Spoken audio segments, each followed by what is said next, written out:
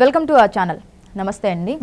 గత ప్రభుత్వ హయాంలో 5 ఏళ్ల పాలనలో కూడా వైకాపా ప్రభుత్వం ఎన్ని సంస్థల్ని వాళ్ళకు అనుకూలంగా పనిచేసేలా చేయించుకుందో మనకు తెలిసిన విషయం. ఇప్పుడు ఏపీ ఫైబర్ నెట్ ఒకటి. ఏపీ ఫైబర్ నెట్ వాళ్ళకి అంటే తన వారికి ఉపాధి కేంద్రంగా అవినాష్ మార్చుకున్నారని, కొన్ని వందల మందికి అందులో ఉద్యోగాలు కల్పించడం కోసం ఆయనే లేఖలు రాశారని, ఆయన సిఫార్సుతోనే చాలా మందికి ఉద్యోగాలు వచ్చాయని, దానివల్ల ఆ సంస్థ పేరిట 1250 కోట్ల అప్పు ఉందని ఇవన్నీ అయితే సమాచారం అయితే వచ్చింది. అసలు దీని గురించి వివరాలు ఏంటంటారు? అంటే ఇక్కడ అవినాష్ రెడ్డి అంటే ఎక్కడ ఉద్యోగాలకు కానివ్వండి, వాళ్ళ ఇంట్లో వంటల కాడ నుంచి పనాల దగ్గర నుంచి అందరికీ ఉద్యోగాలు ఇచ్చుకుని మనం చూసాం. గతం నుంచి చూస్తూనే ఉన్నాం, వింటూనే కూడా ఉన్నాం. ఇప్పుడు అవన్నీ ఒక్కొక్కటి బయట వస్తూనే ఉన్నాయి. సో ఇప్పుడు ఇక్కడ కూడా చూస్తే అదే జరిగింది. ఆయన సిఫార్సుతో ఉద్యోగాలు ఇవ్వటం ఫైబర్ నెట్లో కానివ్వండి, అవసరం ఉన్నా లేకపోయినా కూడా సిబ్బందిని పెట్టుకోవటమే కానివ్వండి. 2019లో ఏమో 59 లక్షలు ఉండేది. అదే 2024కి వచ్చేటప్పటికి 2 కోట్ల పైచిలక అయింది.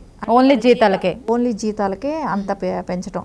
ఇప్పుడు సంవత్సరానికి 5 కోట్ల వరకు నష్టాల్లో ఉంది. సో ఈ రకంగా చూస్తే దాని మూలన 1259 కోట్లు ఏదో మొత్తానికి దానిలో ఇది జరిగింది, అప్పులు చేసినట్టున్నారు. దాని మూలం అంటే అసలు 1250 కోట్లు కూడా ఆ సంస్థ పేరుని తీసుకొని ఏం చేసినట్టు? సొంతానికి వాడుకోవటం అది అలవాటైన పనే కదా. ఎప్పుడు గతంలో కూడా చేస్తున్నటివి అవే, ఇప్పుడు బయట వస్తున్నటివి ఇవి. సరే, అది ఎలక్షన్ల తర్వాత దాన్ని క్లోజ్ చేయడం కూడా జరిగింది. కానీ వాళ్ళ ఆన్లైన్లో మళ్ళీ ఇప్పుడు అటెండెన్స్ లాంటివి తీసుకుంటూ మళ్ళీ జీతాలు తీసుకోవటం స్టార్ట్ చేశారు కదా. సో మళ్ళా దాన్ని అంటే క్లోజ్ చేసిన వాటికి కూడా మళ్ళీ వీళ్ళు తీసుకుంటున్నారు అంటే ఇంకే రకంగా దుర్మార్గం చేస్తూ ఉన్నారు. అంటే దానిలో కూడా బినామీలు అంట, ఉద్యోగాల్లో కూడా బినామీలు అంట. అంటే ఇవి బినామీలు ఎలా ఉంటారనేది, అంటే వాళ్ళు జాబ్కి వచ్చినా రాకపోయినా వేరే వాళ్ళ పేర్ల మీద రాసేసేది, జీతం ఒకళ్ళు తీసుకునేది. సో మేబీ ఇంకొకటి కూడా జరగచ్చు. ఇప్పుడు ఒక పర్సన్ ఒకటి ఉద్యోగంలో ఉండొచ్చు, ఇంకొకళ్ళ పేరు వచ్చి ఎవరిదో ఒకరిది రాస్తుంటారు, 2 జీతాలు కూడా తీసుకుంటుండొచ్చు. ఈ రకంగా అంటే దోచటం అనేది ఇంక ఈ రకంగా దోచుకోవటం స్టార్ట్ చేసేసారు. అంటే ఎంత దారుణంగా ఉంది. బినామీలు ఉంటారా దీనిలో? ఉద్యోగాల్లో కూడా బినామీలు ఉన్నారా? అంటే వ్యవస్థను ఎక్కడ తీసుకెళ్ళిపోతున్నాడు అనిపించింది. ఏం చేశాడు ఇన్ని సంవత్సరాలు? ఏ రకంగా తిన్నారు? ఇంట్లో ఇలా తినబట్టేనేమో ఇన్ని లక్షల కోట్లు అప్పులైనట్టు అనిపిస్తుంది మనకందరికి. అంటే ఇప్పుడు మళ్ళీ ఇంకా ఎక్స్ట్రాగా 1250 కోట్లు అదనంగా భారం పడినట్టే కదా. ఖచ్చితంగా. ఇప్పుడు మొన్న తను అంటున్నారు కదా, మన హోమ్ మినిస్టర్ గారు అనిత గారు కూడా ఏమంటున్నారంటే, అన్ని బిల్డింగులు తాకట్టు పెట్టేశారు, ఇప్పుడు నేను ఉండే ఈ బిల్డింగ్ కూడా తాకట్లో ఉందేమో, ఫస్ట్ అది చూసుకోవాలి అని అన్నారు. అని అంటే సెక్రటరేట్ తాకట్టు పెట్టేశారు, అన్ని బిల్డింగ్స్ అక్కడ తాకట్లో ఉంటే ఇప్పుడు హోమ్ మినిస్టర్ ఉండే బిల్డింగ్ కూడా తాకట్లో ఉందేమో ఒకసారి మనం చెక్ చేసుకోవాలి. మన హోమ్ మినిస్టర్గా ఉన్న ఆవిడ డిపార్ట్మెంట్కి సంబంధించిన ఆస్తులన్నీ ఒకసారి చెక్ చేసుకుందాం అనే ఒక గైడెన్స్లో వెళ్తున్నారు అని అంటే, ఆ రాష్ట్రంలో ఎన్ని రకాల తాకట్లు జరిగాయి, ఏవేవి పెట్టేశారు అనే దానికి సాక్షాత్ హోమ్ మినిస్టర్స్ అంటే పోలీసు వాళ్ళ దీనికే వాళ్ళకి రక్షణ లేదనేది వాళ్ళకి అక్కడ తేటతెల్లం అయిపోతుంది. భయపడతా అంటే ఎన్ని ఉన్నాయి ఇంకా అనేది.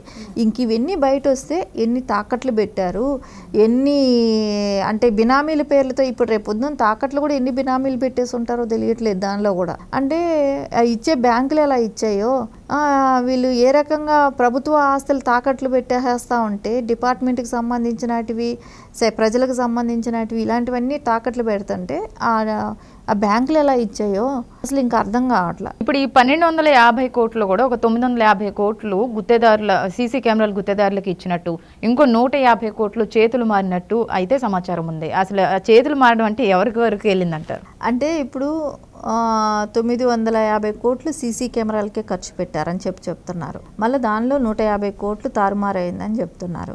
సో ఆ 150 కోట్లు తారుమారైందంటే ఎవరికి ఉంటుంది? అది మధుసూదన్ రెడ్డి అనే వ్యక్తి మూలాన నడిచినట్టు ఉంది అదన్నీ కూడా. సో ఆయన హ్యాండ్ ఉంటుంది కదా దానిలో. ఇవన్నీ చేయించింది ఎవరు? అవినాష్ రెడ్డి హ్యాండ్ చేయిందే లేదు కదా. సో ఇప్పుడు 5 కోట్ల వరకు నష్టం అనేది చూపిస్తుంది అని అంటే, 2 కోట్ల వరకు జీతాలు అని అంటే ఎవ్రీ మంత్కి 5 కోట్ల వరకు నష్టాల్లో ఉంది అని అంటే, ఇవన్నీ కూడా ఎవరు కాజేస్తున్నారు? ఇవన్నీ ఎవరు అప్పులు చూపిస్తున్నారు వీటిపైనంతా కూడా? ఈ 150 కోట్లు కూడా ఆయన ఖాతాలోకే వెళ్తాయి కదా. సో ఈ బినామీలు పెట్టున్నాడు కదా. మేబీ ఇంకొక విషయం కూడా, ఇవన్నీ బినామీలు పెట్టింది కూడా అవినాష్ రెడ్డి ఏమో. సో 10 మంది ఉద్యోగస్తుల పేర్లు లేకపోయినా ఏదో ఒక ఫేక్ పేర్లు పెట్టేసి ఆ జీతాలన్నీ కూడా ఆయన అకౌంట్కి వెళ్తున్నాయేమో. ఇవన్నీ చూస్తుంటే అవినాష్ రెడ్డి హ్యాండే దీనిలో ఖచ్చితంగా ఉంది. కూటమి ప్రభుత్వం వచ్చిన తర్వాత ఏపీ ఫైబర్ నెట్ సంస్థలో అవకతవకలు జరుగుతున్నాయి, అక్రమాలు జరుగుతున్నాయని దాన్ని సీజ్ చేయడం అయితే జరిగింది. మరి ఇప్పుడు ఆ ఏపీ ఫైబర్ నెట్ పరిస్థితి ఏంటంటారు? అంటే మళ్ళీ ఓపెన్ అయ్యే ఛాన్స్ ఉందా ఏంటంటారు అసలు దాని సంగతి? ఇంకా అవన్నీ ఇప్పుడే కదా అన్నీ ఒక్కొక్కటి అన్నీ తెలియాల్సిన అవసరాలు ఉన్నాయి. అవసరాన్ని బట్టి బాబు గారు దాని మీద నిర్ణయం తీసుకుంటారు. ఖచ్చితంగా ఆయనకి ఏది కరెక్ట్ అనేది అనిపిస్తే దాన్ని బట్టే, అంటే ఏది మంచిగా దాన్ని ఎలా చేయాలి, ఇప్పుడున్న నష్టాల నుంచి దాన్ని ఎట్లా రికవర్ చేయాలి, ఇవన్నీ కూడా చూడాల్సిన బాధ్యత కూడా ఉంది. సో దానిలో ఎంతమంది బినామీలు ఉద్యోగస్తుల్ని వాళ్ళు పెట్టారు, సో వాళ్ళందరినీ తీసేసిన తర్వాత ఆ పేర్లు తీసేస్తే దానిలో నుంచి నష్టంలో నుంచి ఎలా తగ్గించవచ్చు, ఇవన్నీ చూడాలి. కాబట్టి అవన్నీ చూసిన తర్వాతే దాని పరిస్థితి ఏంటనేది అర్థమవుతుంది. దీనిలో ఎవరెవరు తిన్నారు, ఎంత భాగం తిన్నారు, ఏం తిన్నారు అనేది అయితే కక్కించాల్సిన అవసరం కూడా ఉంది కదా. సో వాళ్ళ మీద యాక్షన్ తీసుకోవాల్సిన అవసరం కూడా ఉంది.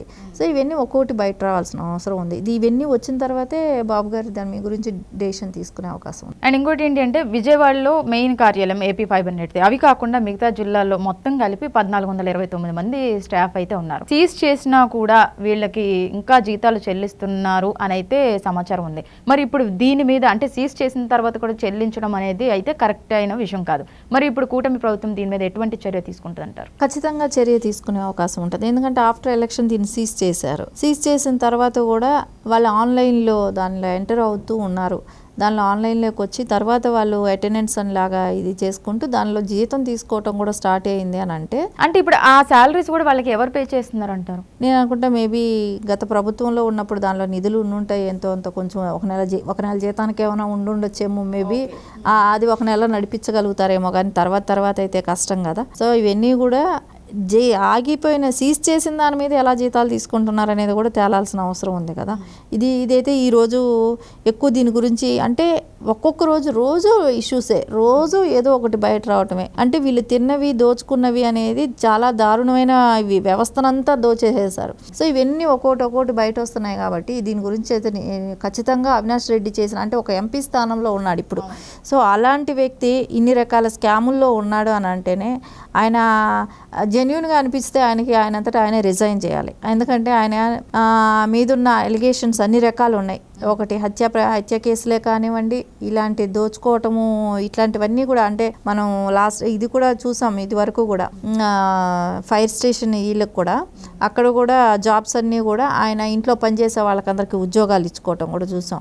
ఇవన్నీ చూస్తుంటే ఖచ్చితంగా ఆయనలో ఫెయిల్యూర్స్ అనేది, ఆయన ఒక ఎంపీ క్యాండిడేట్గా పనికిరాడు అనే దానికి నిదర్శనమే అన్ని కేసులు కూడా ఆయన చుట్టూ తిరుగుతూనే ఉన్నాయి. సో ఆయన ఇన్వాల్వ్మెంట్ లేనిదే జరగవు కదా. ఇప్పుడు ఇన్వాల్వ్మెంట్ లేనిదే అతని చుట్టూ ఆ కేసులన్నీ రావు. ఖచ్చితంగా ఆయన ఇన్వాల్వ్మెంట్ ఉంది. మరి ఇంతకుముందు వైఎస్ జగన్ గారు ప్రచారాల్లో చెప్పారు, అవినాష్ రెడ్డి చిన్న పిల్లోడు, అతనికి ఏం తెలియదు అని చెప్పి ఆయన చెప్పడం జరిగింది. మరి ఇప్పుడు ఆ చిన్న పిల్లోడు మీద ఎటువంటి చర్య తీసుకుంటారు? చిన్నపిల్లాడు అంటే జగన్మోహన్ రెడ్డి ఇంటికి చిన్నపిల్లాడేమో, సో రాష్ట్రానికి కాదు కదా. చిన్నపిల్లాడు అయితే ఇంట్లో కూర్చోబెట్టుకో ఉండాలి. ఎంపీ సీట్ ఇచ్చి పెట్టాడు.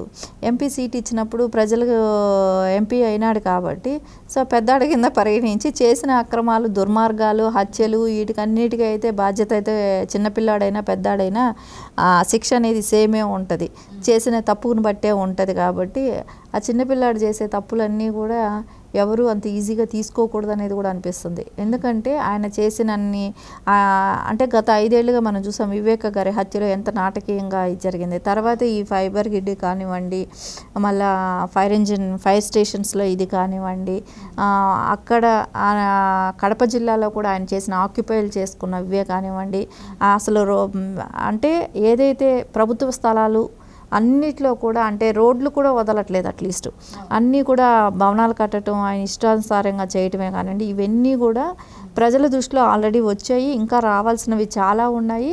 ఆ చిన్నపిల్లాడిని అని చెప్పి జగన్మోహన్ రెడ్డి ఇంటి చిన్నపిల్లాడిని వదిలిపెట్టే పరిస్థితి అయితే లేదు. అండ్ ఇప్పుడు ఏంటంటే ఏపీ ఫైబర్ నెట్ ఇప్పుడు ఇందాక మనం మాట్లాడుకున్నట్టు అవినాష్ వాళ్ళకి ఉపాధి కేంద్రంగా మార్చుకున్నారు కాబట్టి, అంటే వాళ్ళకు అనుకూలంగా ఇప్పటి వరకు పనిచేసింది కాబట్టి, ఇప్పుడు కూటమి ప్రభుత్వం ఏపీ ఫైబర్ నెట్కి పర్మిషన్ ఇస్తుందా ఓపెన్ చేయడానికి?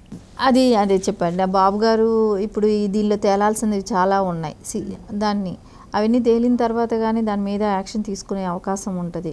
సో ఎందుకంటే బినామీలు జాబ్స్లో పెట్టిన వాళ్ళు ఉన్నారు, వాళ్ళందరినీ ఎవరున్నారు, ఎవరు ఇప్పటి వరకు దీన్ని హ్యాండిల్ చేసిన వాళ్ళు ఎవరు, దీని నుంచి నిధులు ఎవరికి తరలించారు, ఇవన్నీ కూడా తెలియాల్సి ఉంది. సో అవన్నీ అయిన తర్వాత దాన్ని ఎట్లా చేయాలనేది బాబు గారి దృష్టిలో ఉంటుంది. ఆయన ఖచ్చితంగా దాన్ని సెట్ చేసే అవకాశం ఆయనకే ఉంటుంది, ఆయనే చేస్తారు.